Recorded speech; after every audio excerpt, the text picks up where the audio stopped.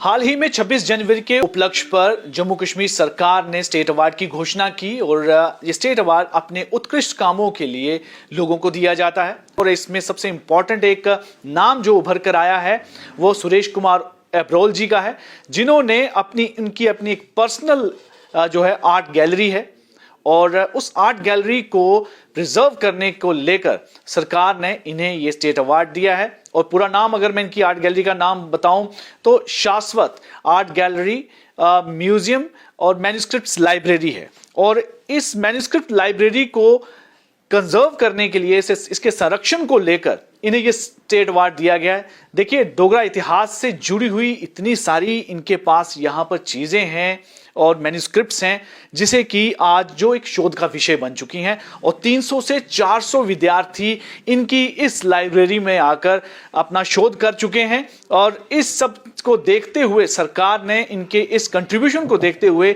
इन्हें state award से नवाजा है। बहुत बड़ी बात है कि इतना बड़ा काम ये कर रहे हैं और खुद इनसे बातचीत करते हैं और सारी बातें इनसे जानते हैं। सुरेश कुमार ओबराय जी इस समय हमारे साथ हैं। सर, बहुत बहुत कंग्रेचुलेशन की स्टेट अवार्ड जो आपको मिला है आपके इस उत्कृष्ट काम के लिए। जी धन्यवाद, आपको भी मुबारक। लेकिन एक बहुत ज़रूरी था कि हमारे जम्मू की जो विरासत है, जो यहाँ का इतिहास है, उसके हमारे पास बहुत सारे आपके पास दस्तावेज हैं और आमतौर पर वो मिलते नहीं हैं। तो आज उन्हीं को कंजर्व करने के लिए इतना बड़ा अवार्ड आपको मिला, क्या कहना चाहेंगे?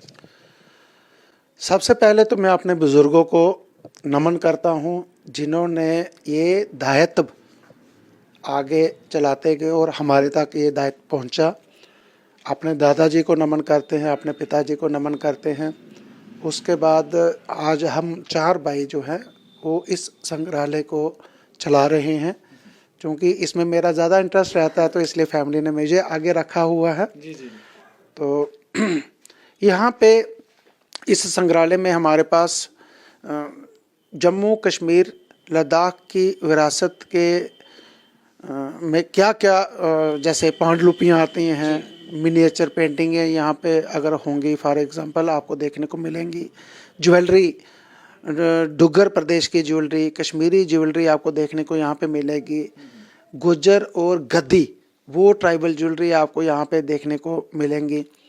तो आपको अपने सही कहा कि यहाँ पे 300 से 400 के बीच में यहाँ पे यूजी पीजी स्कॉलर जो है वो रिसर्च के लिए रिसर्च मटेरियल ले जा चुके हैं। अलग अलग विषयों में, अलग अलग यूनिवर्सिटियों से, JNU से कोई आया है, कोई उत्तराखंड की यूनिवर्सिटियों से आए हैं, कोई पटियाला यूनिवर्सिटी से आए हैं, जम्मू यूनिवर्सिटी से स्कॉलर यहाँ पे आते रहते हैं। और हमारी फैमिली किसी भी स्कॉलर से किसी किस्म का कोई भी रिम्यूनरेशन नहीं लेते हैं। अगर कोई फीमेल स्कॉलर हमारे यहाँ पे आती है तो हम उनको रहने के लिए भी ऊपर छोटा सा एक गेस्ट हाउस बना रखा है। उनको कहते हैं कि आप यहाँ पे रह सकते हैं लेकिन आपको खाना बाहर ही खाना पड़ेगा। मतलब इस तरह की आप फैसिलिटी। लेकिन मुझे थोड़ा सा ब्रीफ में बताइएगा कि आखिर इसकी शुरुआत कैसे हुई थी? कि क्योंकि ये अपने आप में ना बड़ा यूनिक सा लगता है कि इंटरेस्ट तो होता है, लेकिन इंटरेस्ट जब मुझे पता चला कि आप तीसरी जनरेशन है तो जो शुरुआत हुई है वो किस तरह से हुई है, थोड़ा इसके बारे में जानकारी।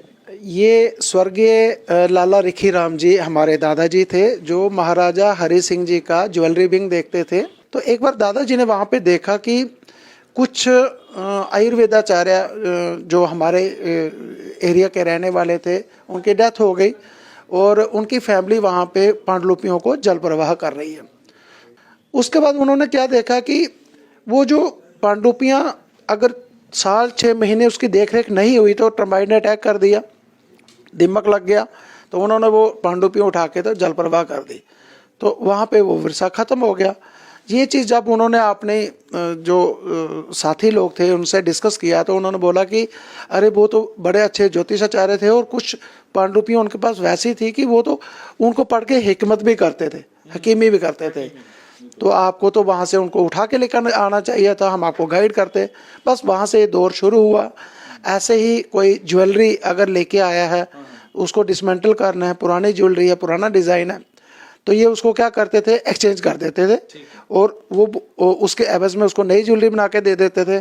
तो फिर वो दौर चलता गया करते करते आपके पास एक बहुत बड़ी जो है उनके पास कलेक्शन होगी। लेकिन मैं अब जानना चाहूँगा कि एक तो ठीक है, आपके दादाजी से ये शुरुआत हुई है और आज यहाँ पर पहुंचे हैं, तो कितना मुश्किल हो जाता है ये सारी चीजें मेंटेन करना, और कैसे जो है आप इसको अभी तक चला रहे हैं? पहले तो ये सारी कलेक्शन हमारी जो थी वो स्कैटर्ड थी, दादाजी के घर में थी या आगे पीछे पड़ी हुई थी। फिर 2013 में पिताजी ने हमें बोला था कि मेरा एक ख्वाब है कि मैं अपने फादर के नाम पे कुछ ऐसा करूं, तो वही चीज़ हमारे माइंड में थी।